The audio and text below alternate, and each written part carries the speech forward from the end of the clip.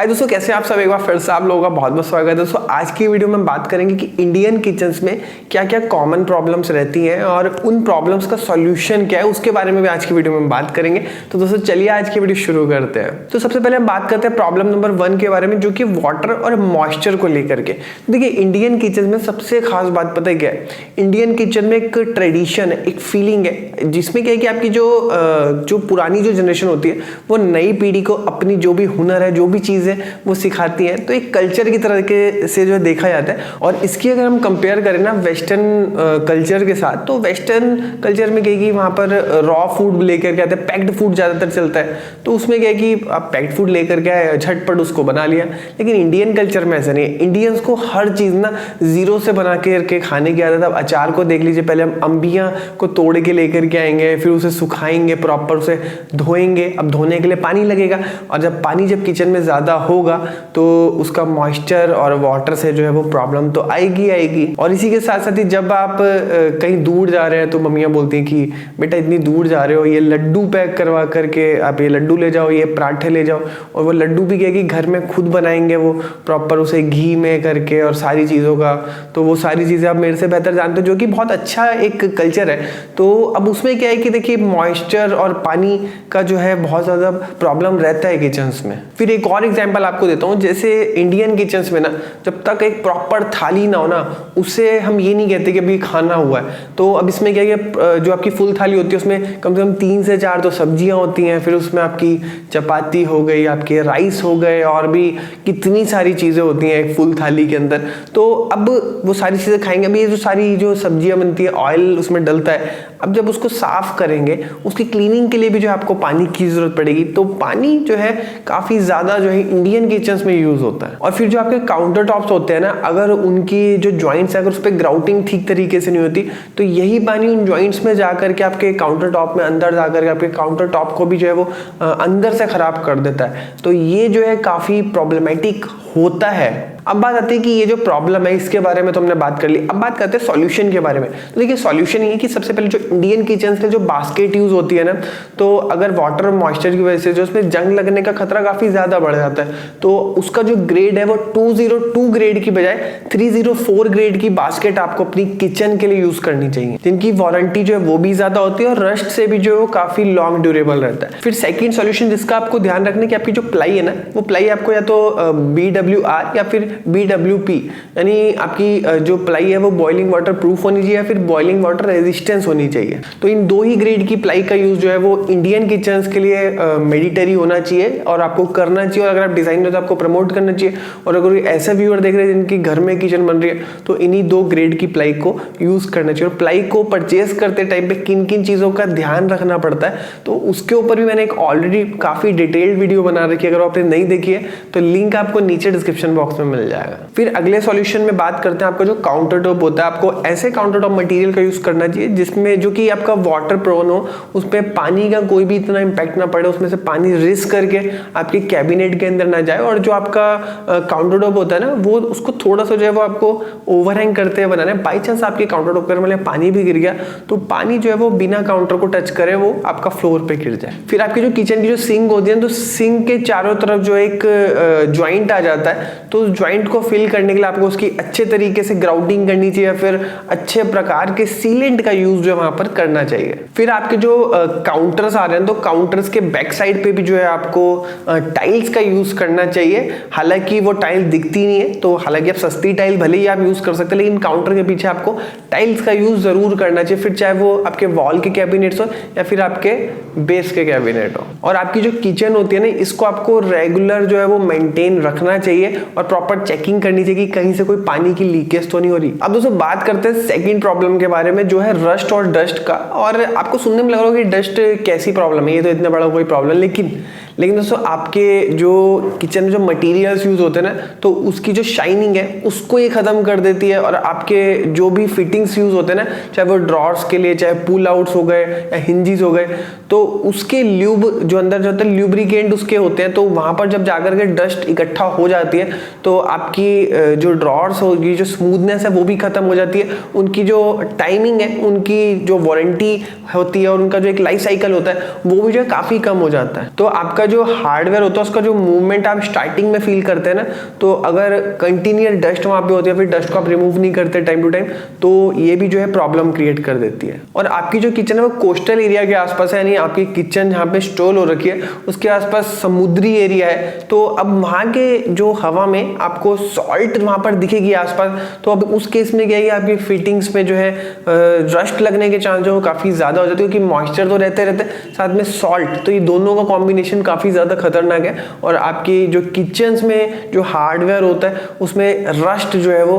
लग जाता है। तो दोस्तों ये तो हमने बात की थी प्रॉब्लम के बारे में, अब हम बात करते हैं सॉल्यूशन के बारे में। तो सॉल्यूशन ये कि आपकी जो घर की जो विंडोज़ है वहाँ पे आप डस्ट फिल्टर का यूज़ कर सकते हैं, जिससे कि आपकी जो डस्ट है वो आपके रूम के अंदर, आपकी किचन के अंदर जो है वो विंडोज़ के थ्रू तो नहीं आएगी। और आपकी किचन के जो कैबिनेट डोर होते हैं ना, वहाँ पर आप डस्ट स्ट्रिप्स का इंस्टॉल करवा सकते हैं। और अगर आपकी जो हिंजेस हो गए, जो हार्डवेयर हो गए, वहाँ पर आप वैक्यूम से रेगुलर क्लीनिंग करते हैं तो भी जो प्रॉब्लम है आपकी किचन में नहीं आएगी। फिर रस्ट से बचने के लिए आप 304 ग्रेड के ही सारे जो चीज़ें हैं उसको आप यूज़ करवाइए, और इसी के साथ साथ ही एंटी डस्ट स्प्रे आता है जिसको आप टाइम टू टाइम जो है स्प्रे करते रहिए। और इन सब चीज़ों के साथ साथ आप ये सारे प्रिकॉशंस अगर आप लेते हैं तो आपकी जो किचन है वो डस्ट और रस्ट ये दोनों से ही फ्री रह सकती है। अब दोस्तों बात करते हैं इंडियन किचन की थर्ड सबसे कॉमन प्रॉब्लम के बारे में, जो है टर्माइट।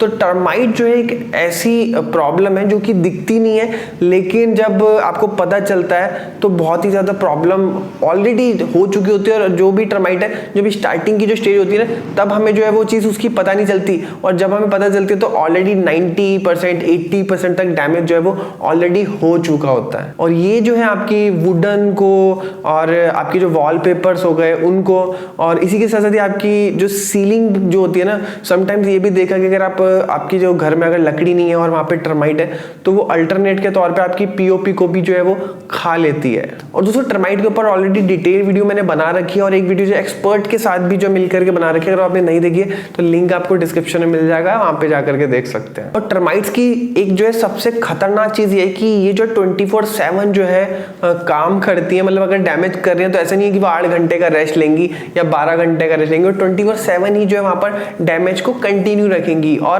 इंडिया में अगर बात करें तो नॉर्थ ईस्ट रीजन में जो है इनका ज़्यादा प्रकोप, और इंडिया में लगभग जो है 337 स्पीशीज जो है इनकी पाई जाती है। और इन 337 स्पीशीज में से 35 ऐसी स्पीशीज है जो कि क्रॉप्स, जो कि फसलें होती है, उनके लिए काफ़ी खतरनाक है। इंडियन किचन में जैसे कि मतलब कि आपकी ज़्यादातर वुड का यूज़ होता है, इसी के साथ ही आपका मॉइस्चर भी काफ़ी ज़्यादा होता है, तो मॉइस्चर में जो है इनके लिए एक आइडियल सिचुएशन बन जाती है। तो ये जो सारी चीज़ें मैंने देखी है, तो ये भी जो है काफ़ी कहीं ना कहीं एक काफ़ी बड़ी प्रॉब्लम है इंडियन किचन्स के हिसाब से। अब दोस्तों बात करते हैं इसके सॉल्यूशन के बारे में। तो देखिए सबसे पहला जो सॉल्यूशन है वो तो ये है कि आप अपना जो घर बनाते हैं ना, वो ऐसे एरिया बनाएं जहाँ पे कि टर्माइट का कोई इशू ही ना हो, मतलब नो टर्माइट जोन में आप अपने घर को बनाइए।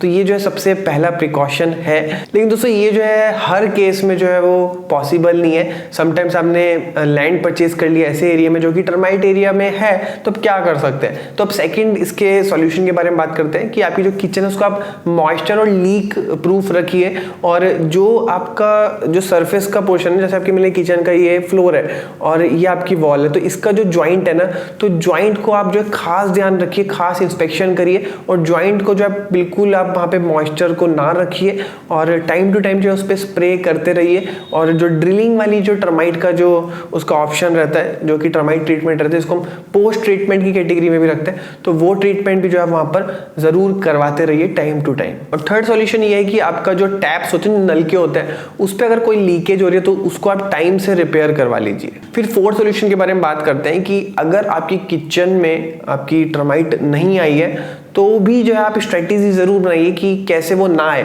और अगर आ चुकी है तो भी जो है आपको स्ट्रेटेजी बनानी है, और खुद से कुछ भी मत करिए। इसके अलग से प्रोफेशनल्स होते हैं, उन प्रोफेशनल्स की हेल्प लीजिए, क्योंकि वो आपको बताएंगे कि किस तरीके से इनके साथ डील करना है। क्योंकि ये दिखने में जो लगता बहुत ही ईजी केस है, लेकिन जब ये बिगड़ता है ना तो आपके अच्छों के हाथ खड़े कर देते हैं। इसके आप अगर और भी यूट्यूब पे डिटेल वीडियो देखेंगे कि कितना ही डैमेज कर सकती है, तो आपको बहुत सारी वीडियोज़ मिल जाएंगी। तो ये बहुत ही ज़्यादा खतरनाक होती है, गया, तो इसके लिए आपको प्रोफेशनल्स की ही आपको हेल्प लेनी चाहिए और प्रोफेशनल्स की आपको सलाह लेनी चाहिए। फिर फिफ्थ सॉल्यूशन के बारे में बात करते हैं। जब आप अपनी किचन को बनवाते हैं तो आपको पता होना चाहिए कि आपकी किचन जो है वो कौन से जोन में, वहाँ पे टर्माइट का ज्यादा इशू तो नहीं है। तो मटेरियल को सिलेक्ट करते टाइम पे आपको ध्यान रखना, आप किसी डिजाइनर की सलाह ले सकते हैं। और इसी के साथ साथ ही बहुत सारे ऐसे भी प्लाई आते हैं जो कि जिसके ऊपर टर्माइट का कोई भी इम्पैक्ट नहीं पड़ता, तो उन सारे मटेरियल्स को आपको ध्यान में रखना है और जब आप परचेज कर रहे होते हैं किचन के लिए। अब दोस्तों बात करते हैं इंडियन किचन की फोर्थ सबसे मेन प्रॉब्लम के बारे में, जो कि है ऑयल और स्टेन को लेकर के। अब इंडियन किचन में अगर तड़का ना लगे तब तक वो इंडियन किचन वाला फील नहीं आता। और इंडियन किचन में आपके जो कड़ीज हो गए और बहुत सारे ऑयली स्पाइसेस आपके फूड बनते हैं, तो उसमें क्या रहता है कि ऑयली जब बनेगा तो जाहिर सी बात है कि कहीं ना कहीं गिरेंगे, कहीं पे छींटा लगेगा, तो वो जो स्टेन्स है ना वो जो है बहुत ही ज्यादा कॉमन आपको इंडियन किचन में देखने के लिए मिलेंगे। और जब आपकी किचन में जब कुकर की जब सीटी जब बजती है ना, तो उसमें जो स्टीम निकलती है, तो स्टीम के साथ साथ फूड के कुछ पार्टिकल्स होते हैं जिसको भी आपको रेगुलर क्लीनिंग करनी पड़ती है, वरना वो जम करके जो है वो बहुत ज्यादा क्लीनिंग का लिए इशू कर देते हैं, तो उसकी भी आपको रेगुलर क्लीनिंग करनी पड़ती है। फिर इंडिया के ना कलरफुल मसाले बहुत फेमस हैं और वो वर्ल्ड फेमस है, जिसमें सबसे पहले हम बात करें आपका हल्दी हो गया, आपका लाल मिर्च हो गया, आपका टी हो गया, लेमन जूस हो गया, कोकुम हो गया, रॉ मैंगो हो गया, पिकल्स हो गए, अचार, आपकी चटनी हो गई, केचप्स हो गए, बीट रूट हो गया। तो ये जो सारी चीजें हैं ना, तो ये आपकी किचन में स्टेन्स को काफी ज्यादा कर सकते हैं। और इन सब स्टेन्स को साफ करने के लिए कभी भी ये एडवाइस नहीं किया जाता कि इसके लिए आप बहुत ही ज्यादा हार्ड जो केमिकल्स आते हैं उसको आप किचन में यूज करिए, क्योंकि हार्ड केमिकल से कहीं ना कहीं आपके जो पत्थर है या फिर जो टाइल है उसके ऊपर भी इंपैक्ट पड़ता ही पड़ता है। और सबसे इंपॉर्टेंट बात कि आप किचन के अंदर ना खाना बनाते हैं, तो उसमें हल्की सी भी लापरवाही होगी तो वो जो हार्ड जितने केमिकल्स हैं वो फूड में कहीं ना कहीं अगर टच हो गए तो वो आपको भी जो है वो हार्म पहुंचा सकते हैं। अब बात करते हैं इसके सॉल्यूशन के बारे में। तो सबसे पहला सॉल्यूशन तो ये है कि जब आप इंडियन किचन्स को डिजाइन कर रहे हैं और आप बहुत सारी चीजों को जब आप किचन जब आपकी बनती है आप परचेज करने जाते हैं, तो इन सब चीजों का ना आपको ध्यान रखना है। आपको टेक्सचर किस तरीके से रखना है, आपको टाइल का टेक्सचर क्या रखना है, फिर इसी के साथ साथ ही आपको ना नेचुरल जो क्लीनर्स होते हैं उसका आपको यूज करना है। तो बहुत सारे नेचुरल क्लीनर्स मार्केट में अवेलेबल है जो कि आपको भी जो है वो हार्म नहीं पहुंचाएंगे। और इसमें सबसे पहले हम बात करते हैं लेमन के बारे में। लेमन अपने आप में जो है काफी नेचुरल है और काफी अच्छे से अच्छे स्टेन्स को बहुत ही इजीली क्लीन कर देता है। और आपकी जितनी भी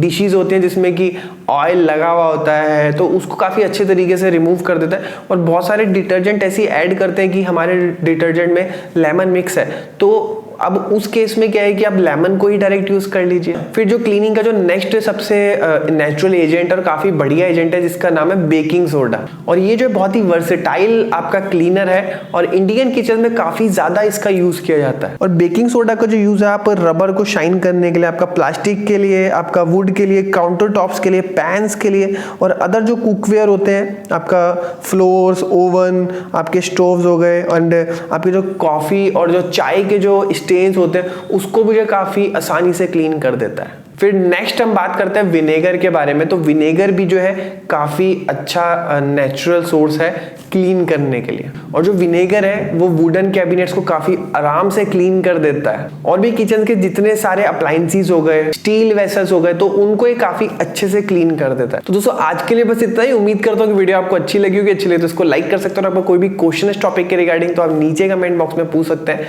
वीडियो देखने के लिए बहुत बहुत धन्यवाद। जय हिंद, वंदे मातरम।